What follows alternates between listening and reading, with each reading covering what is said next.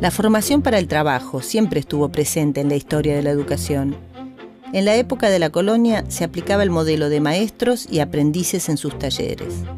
A lo largo del siglo XIX, algunos pensadores como Manuel Belgrano, el padre Castaneda y más tarde Juan Bautista Alberdi propusieron proyectos de modernización de la formación técnica, aunque solo algunos lograron ponerse en práctica. Hacia el siglo XX empezaron a implementarse algunos cambios, con la aparición de distintas escuelas que formaban técnicamente a sus alumnos para variadas tareas y oficios.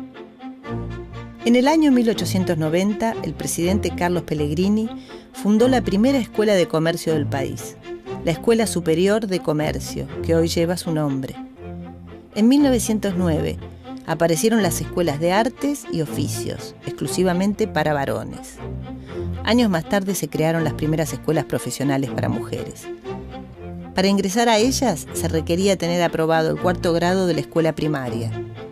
Luego de 3 años, las egresadas obtenían un certificado de aptitud. Úrsula Smith, esta graciosa joven, ha realizado otra conquista para el feminismo. Egresó del profesional de señoritas como profesora de labores, pero es muy otra su ocupación. Todas las mañanas puede vérsela en el puerto cargando arena en su camión, que luego lleva a las construcciones.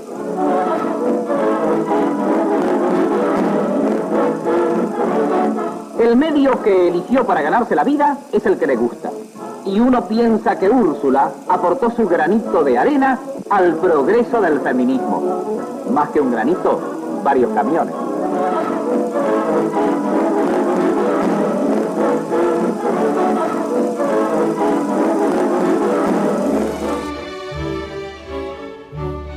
Siguiendo el modelo de instituciones alemanas y francesas, las escuelas industriales tenían como fin la formación de técnicos. Para el ingreso era necesario haber completado la escolaridad primaria, y el plan de estudios se extendía a 6 o 7 años. Las materias estaban centradas en las disciplinas científico-técnicas, y las horas de aprendizaje en el taller constituían el 25% del total. Algunos de los títulos que se podían obtener eran los de técnico en mecánica, en electricidad, en química y en construcciones, civiles o navales.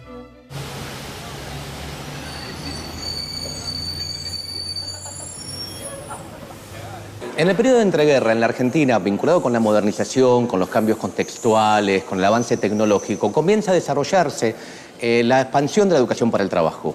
Mientras en el sistema escolar, en el sistema oficial, la educación para el trabajo, la formación técnica, queda relegada, queda a los bordes, no es importante, la propia sociedad civil, la propia cultura argentina empieza a desarrollarla. Aparecen la idea del inventor, del sabio, aquel que vincula oficios con creatividad, cierto uso profano de la técnica, la aparición de revistas de difusión masiva como Mecánica Popular, que empieza a editarse tempranamente, como Lupin, donde los saberes de la técnica, los saberes del trabajo circulan. Ocupan un lugar subordinado, en cierta forma lo aceptan en asociaciones, en clubes de barrio, en pequeñas academias, pero empiezan a mover el avispero del desarrollo cultural argentino. En 1935, el Estado Nacional creó las primeras escuelas técnicas de oficio, que buscaban elevar el nivel de preparación del alumnado. Las 4 especialidades que se dictaban eran electricidad, herrería, carpintería y construcciones. El tiempo dedicado al aprendizaje en taller llegaba al 50% de las horas de estudio.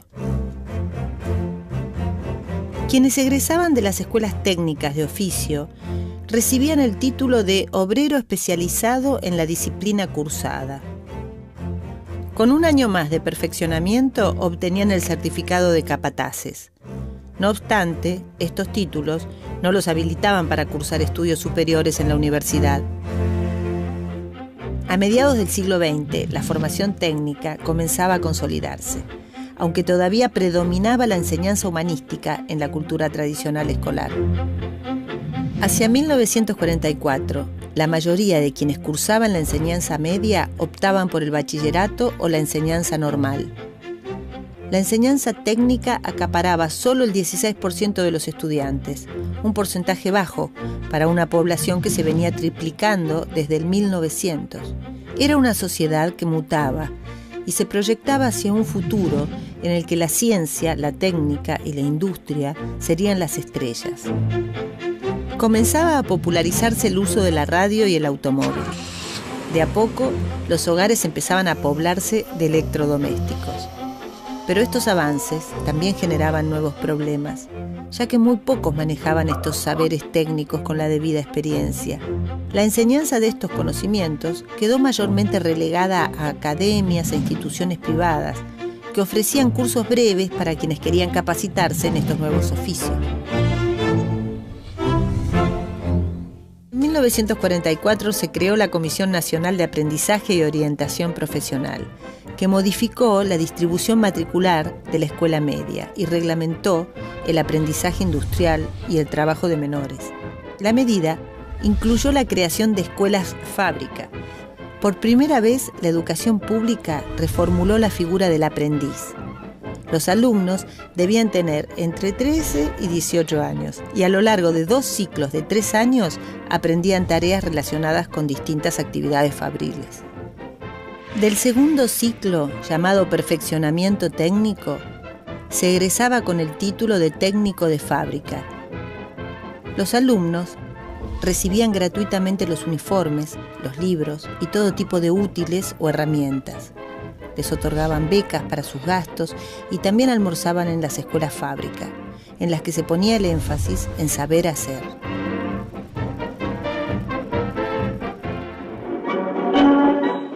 Avellaneda, con 25 aulas en las cuales se dictan clases teóricas y prácticas y un gran número de talleres en funcionamiento, cuenta la Escuela Fábrica de la Nación número 1.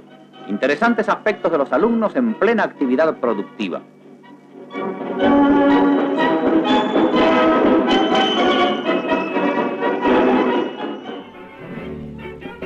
A partir de 1946, el peronismo generó mejoras en las condiciones laborales y el reconocimiento de los derechos de los trabajadores.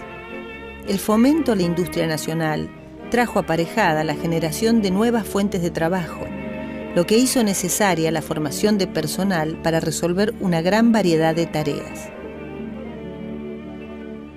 En 1953 se inauguró la Universidad Obrera Nacional, con sedes en Buenos Aires, Santa Fe, Rosario, Córdoba, Mendoza, Tucumán y Bahía Blanca.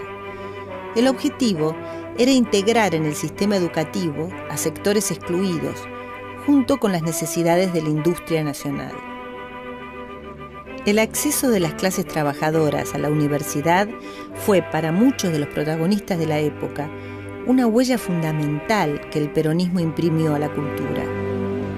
La conquista más grande fue que allí la universidad se llenó de hijos de obreros, donde antes estaba solamente admitido el oligarca, porque la forma de llevar al oligarca es poner altos aranceles, entonces solamente puede ir el que lo paga. Nosotros suprimimos todos los aranceles. Para la universidad no había ni derechos de exámenes ni nada, era gratis, totalmente gratis, el Estado pagaba eso. De manera que tanto el pobre como el rico podía ir. Luego de 1955 se modificó la política de fomentar la formación laboral de los sectores sociales excluidos. A partir del gobierno de Arturo Frondizi, en 1958, el desarrollismo reinstaló una educación técnica más orientada a materias humanistas, por lo que se volvió a la idea de separar teoría y práctica. Así, en un turno, los alumnos cursaban materias similares a las del bachiller, mientras que en contraturno tenían el taller, donde se aplicaban los saberes técnicos. En 1959, la Universidad Obrera Nacional pasó a llamarse Universidad Tecnológica Nacional. Esta apuntaba a proveer mano de obra a una economía basada en la industrialización semipesada y en el ingreso de nuevos capitales internacionales. Hemos dado vuelta una hoja del intervencionismo estatizante y agobiante de la actividad económica para dar paso a la liberación de las fuerzas productivas. A partir de 1976, la dictadura cívico-militar inició un proceso de desguace de la educación orientada a la formación laboral. en paralelo a las políticas económicas neoliberales. Estas políticas tenían como objetivo la apertura a mercados internacionales y la consecuente destrucción de la industria nacional. Antes la competencia era insuficiente. Teníamos productos buenos, pero muchas veces el consumidor debía conformarse con lo que había sin poder comparar.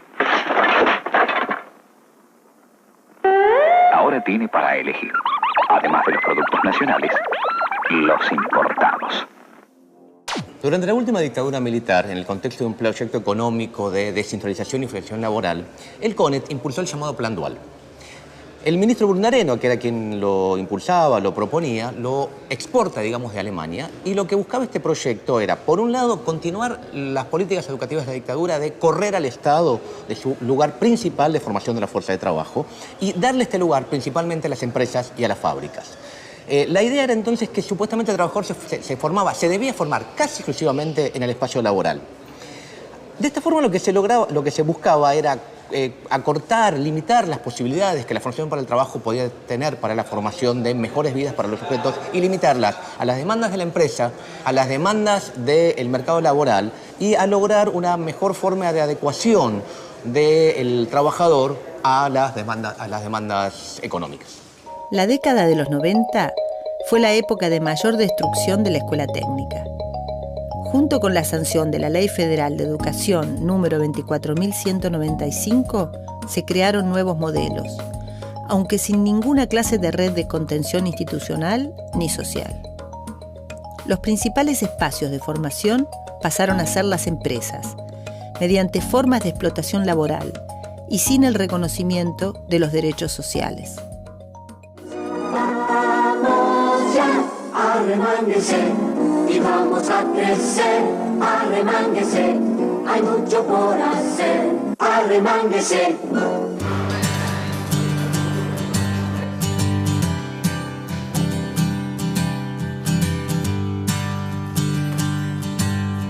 A partir de 2003, el Estado recuperó su capacidad de intervenir en la economía y en el diseño de las políticas educativas.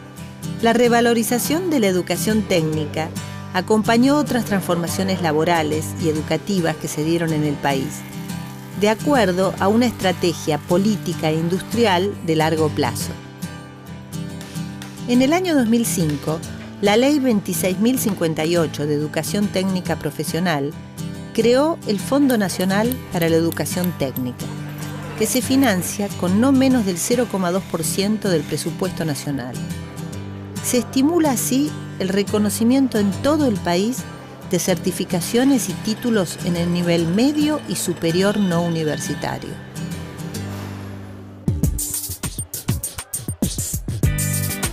En la actualidad, uno de los objetivos de la educación pública se orienta a la formación técnica y a generar oportunidades para los sectores más vulnerables. El estímulo no solo llega para garantizar una cantidad de derechos largamente postergados, sino que además va en paralelo con las necesidades laborales del país. Para un país en el que el trabajo es la fuente de dignidad y el principal motor de la economía, aprender a trabajar resulta una de las metas que propone la educación pública y gratuita.